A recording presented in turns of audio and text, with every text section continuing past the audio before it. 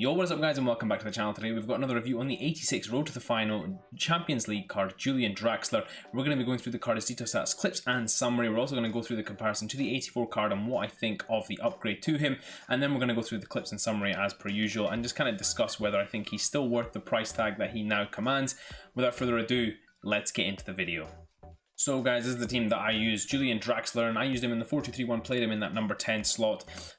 Overall guys, I did enjoy using the 84. I thought the 84 was a good card, but when I use this 86 now guys, wow, this card is a serious upgrade on that 84 card, and let's just get straight into it. So Julian Draxler, 6'2", medium work rates, right-footed, 4-star skill moves, and 5-star weak foot. So guys, other than those work rates, I think this card is really great.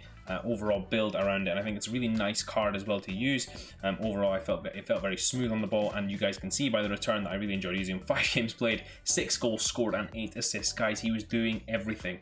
Now I have so many clips for you. It's going to be difficult for me to. It was difficult for me to even chop down those clips to put them into a compilation for you guys. I had to cut out a lot of stuff that he was just doing really well. So you guys are literally going to see the best of the best. He played phenomenally for me in all 5 of those games.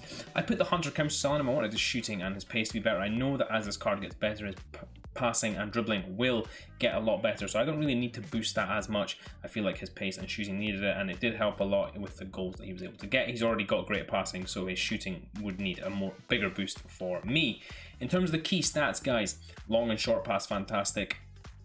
Overall guys, it doesn't really look like there's anything very outstanding on this card, but guys, what I can tell you is this card is just it's an anomaly. This card, it's a tall card who's lean but also strong because of his great balance. It's such a weird mix, and although nothing really looks good on this card, his ball control is fantastic, but I mean there's a few standout stats here and there, but it doesn't really look like that good a card overall. But guys, honestly, this card played so well for me in terms of just what he was able to do on the ball and just creating chances, making things easy for me. It was just such a fun card to use. Finally, getting to the player traits: finesse, shot trait, flair trait, playmaker, outside the foot shot, and technical dribbler. Guys, I just forgot as well, the only con to mention on this card is still that stamina, only 76. It needs to be higher for me. He gets very tired by the end of the game, especially with the amount of running that you do with this card. Now that we've gone through all the stats and the traits, we're going to get into some of the clips that I got with him.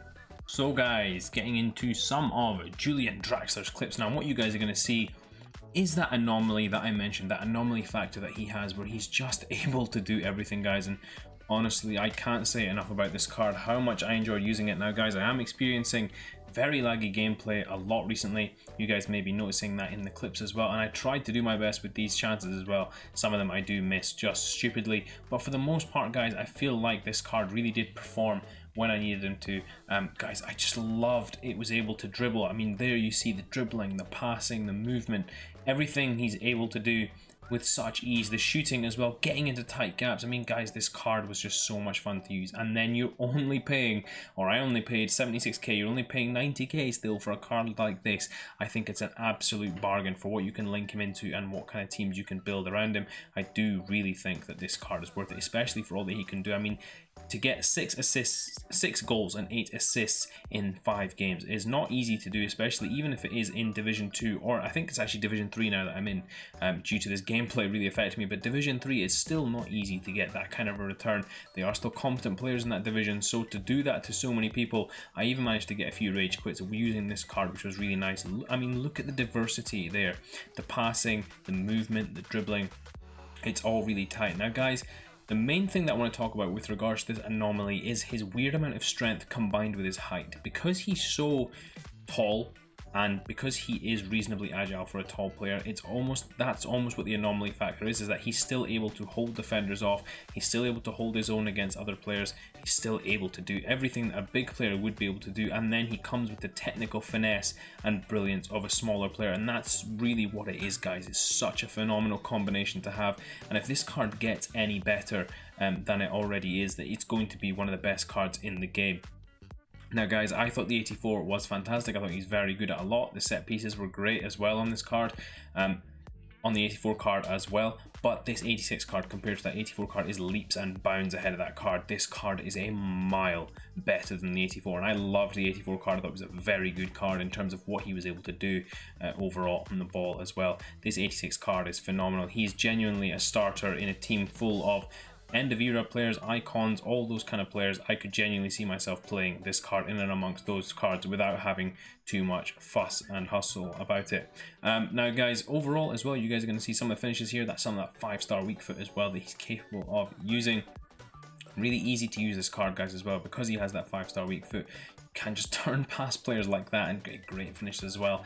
In these last couple of clips, guys, you're going to see fantastic attack positioning, and this one here, guys, was just one of my favorites. Turning away from the defenders, creating that space, freezing the goalkeeper with his clip down there and finishing it into the back. So guys, getting into this final Julian Draxler summary. Now, the price when I last checked it was 70k. I bought mine at 76. I should have bought a few more by the looks of things. 91k on the PlayStation, only a few left. He is set to go extinct. 92 on the Xbox and 125 on the PC. So guys, this card is going fast. I think when people realize how good this card is, and I think people already are starting to realize it, it's going to get bought up really fast. The price range will have to increase. In terms of the overall stats, like I mentioned before, guys, I think all of the stats combined, put together, and the way he is built, the way that he plays, it's such an anomaly, guys, and it's really fun to use a card that can just do everything in an attacking sense and not for a crazy price. I mean, although that is 90k, it is not a crazy price for how good this card is, especially being able to link into that Neymar and Mbappe trio there as well. It's a very nice card to have. So guys, getting into the similar sort of players as well as the linkability, and then my final recommendation. If I was to look at similar players, I would say this Brandt is pretty close in terms of capability. I do think Draxler is now getting to the point where he is better than some of these icons here, or even competing with your Bruno Fernandes. I think he's better than this Nakata here, and even if we look further down, even at this Kevin De Bruyne here, I do think this De Bruyne is a decent card, but for me, Draxler, as an overall capable player, is able to do much more than this KDB. I do think this Draxler is honestly such a fantastic card, and is only set to get better. Really could be quite a scary card by the end of the game. In terms of linkability, guys, we will get into that now. Of course, you've got links to German icons as well as PSG players, strong links, Fries Verratti, as well as Marquinhos in there, Angel Di Maria, German icons coming in there. Of course, you've got Mbappe's, Icardi's, other Di Marias, and of course the big boy Neymar is in there as well. You've got so many linkability options there, guys. It's really fantastic to have this card, and it's something that can really fit into your team and hold his own in terms of fitting into a trio with Mbappe and Neymar if you do have those two guys in your team. Which leads me on to my final recommendation, guys. I do not think that this card is overpriced at all. I think he's 100% worth this 91k price tag that he's currently sitting at and probably set to rise from. Overall, guys, I think it's just a fantastic card, and he fits so well into my team. I will not be selling mine. I'll be keeping mine to see how far PSG get into the Champions League and using him in challenges and things like that as well.